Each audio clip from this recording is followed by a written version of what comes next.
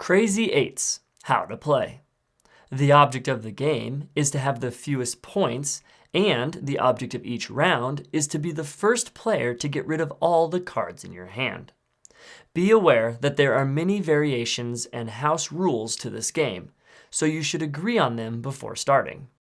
Shuffle a standard 52-card deck of playing cards, and each player picks one card. The player with the lowest card becomes the dealer. King is high and ace is low. The dealer shuffles the deck and deals 5 cards, one at a time, to each player.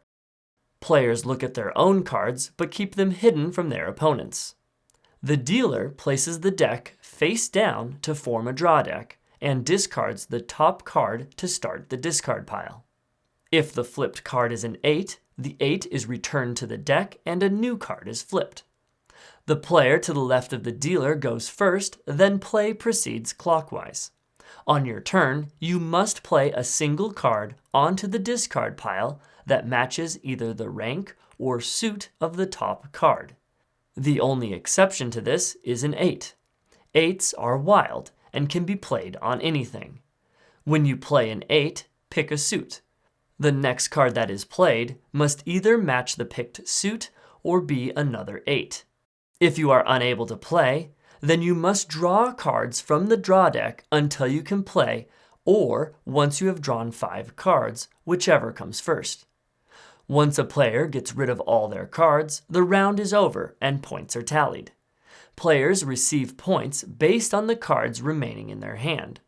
8s are worth 50 points. Face cards are worth 10 points.